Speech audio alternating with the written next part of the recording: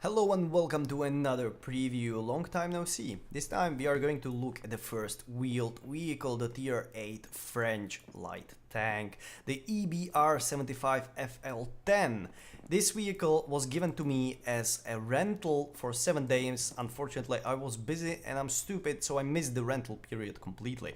However, that doesn't mean we can't look at its stats and look at some replay that one of my loyal viewers sent me. This vehicle is very interesting. It has many interesting dynamics. We will touch on most of those in the replay that will be showcasing its features. Right now, we should take a look at the stats. And here we have the stats.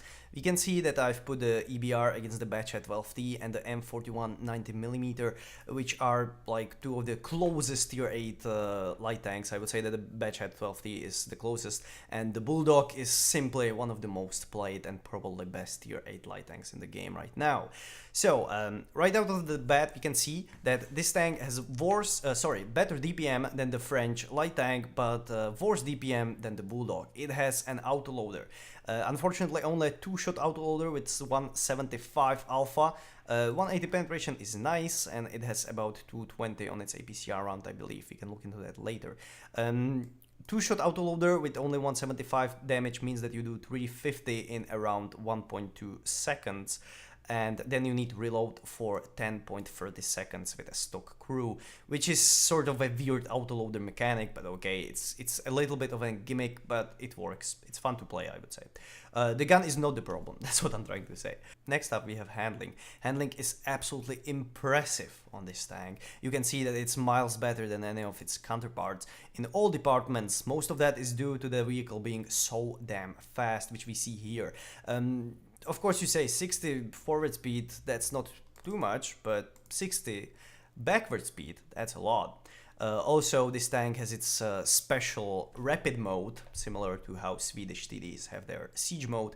So you can just activate it right here, and you see that suddenly the tank goes 80 and has much more power to weight ratio.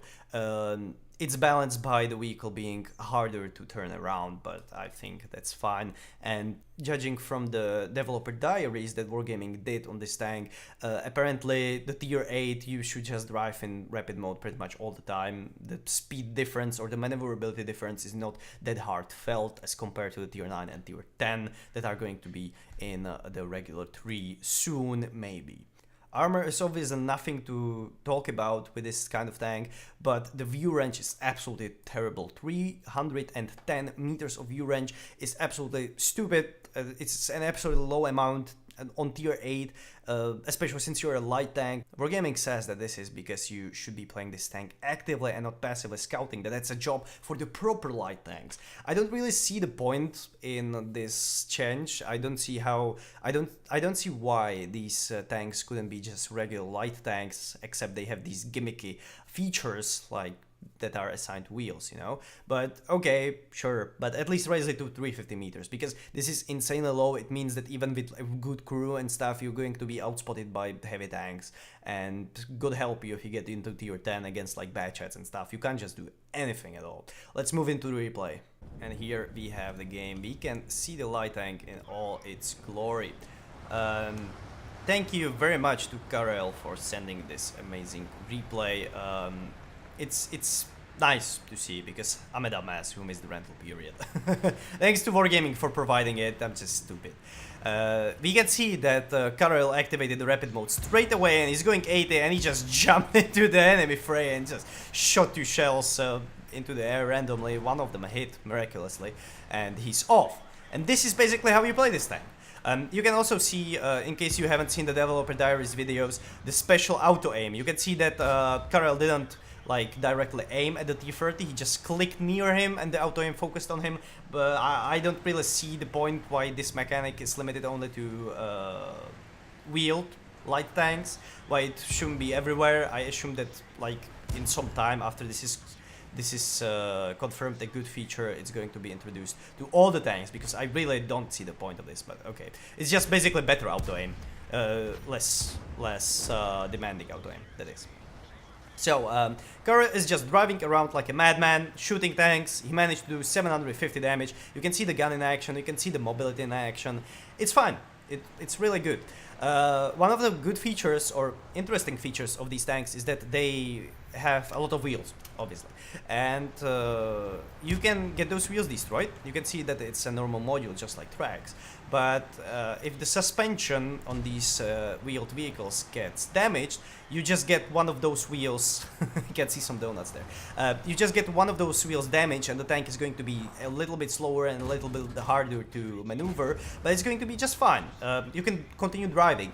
I see this as a big buff for scouting, because obviously most of the time, if you're active scouting in, let's say, a batchet, and you get track, then you know, you obviously repair those tracks like immediately, as soon as you can, but it's still gonna cost you a lot of speed. The vehicle is gonna slow down to a complete stop usually, then you repair the tracks and then you start moving again. This is a problem that this vehicle won't be facing too much unless it gets like half of its wheels shot out. You can see the active playstyle here, really nice, him running donuts around the enemies. Enemies can't do shit about it. And of course this vehicle can drive the same speed in reverse as in forward, and the acceleration is absolutely insane. Karel is just driving around again. I feel like every kind of good game, or even a remotely good game in this tank, is going to look like this. You're just going to be driving 80 kilometers an hour through the field, searching for enemies, constantly spotted, and just shooting with auto aim, because that's all you can do basically in this tank. If you stop, you die, because you are pretty much like, you need to play this tank like you are assuming that you're always spotted, because you are not going to outspot anything other than tier 6 heavy tanks. So careful play is not really the way to go. The gun is not really good for sniping. I mean, 350 damage every 12 seconds, not really good. So you need to be playing this tank very passively, is what I'm trying to say. No, not passively, sorry. Very actively, but not in like pushing into enemies and shooting them, shooting into their weak spots and doing stuff. No, you just need to play like a madman all the time. By the way, this tank has a very interesting mechanic that lets you rev up the engine, and then you can start really fast. It has a couple of uses. Basically, you do it by holding spacebar and then pressing W. Obviously, it revs the engine up a bit, and then the tank just goes in good speed forwards. We can see it right now, revving the engine, and he lets go. Nice, very good acceleration. You can do this only like 3 to 5 times a game, and then the engine gets destroyed and you need to repair it with a repair kit or wait for your crew. It's a cool mechanic. I don't think it's very interesting, but it's cool. He manages to ram the T-30 accidentally, but it's fine because this game is pretty much over and he's just going to circle this guy. What can he do against a tank that goes 80? I mean, oh my god. So yeah, 3700 damage in this tier 8 tank, not too bad. I think that this tank is really fun to play. It's just not really good because you're taking a light tank's position in team, which could be taken by a Batchet or a Bulldog, tanks that can actually scout and also do like some proper damage and do some tactical gameplay. I feel like most people who play this tank are just going to be too afraid and are going to try like passive scouting, which happens with all light tanks that are played by new players or not experienced players, and then the tank's just not going to do anything all game because its gun is not that good.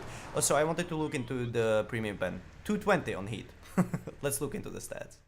And here we have the stats. First class only. I didn't choose this replay because of it being awesome. I just thought it was pretty good showcase of how an average game of this tank is going to look. But it was still pretty good, I would say. High caliber, obviously, 3800 damage, pretty good for a tier 8 light tank, and 3 kills, 1377 experience.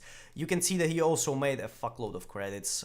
Obviously, some of that was spent was caused by personal reserves and the Christmas bonuses, but still very good amount of credits. I think this is going to make a lot of credits if you don't use food and premium ammo like he did at some point. So very good game, I think. and a very good showcase of this tank. So yeah, that's what I think of the wheeled vehicles. I think that they need to have up view range, and I don't see a reason to have the wheeled vehicles be underperforming compared to normal scouts. I just think that they should be balanced in some other way.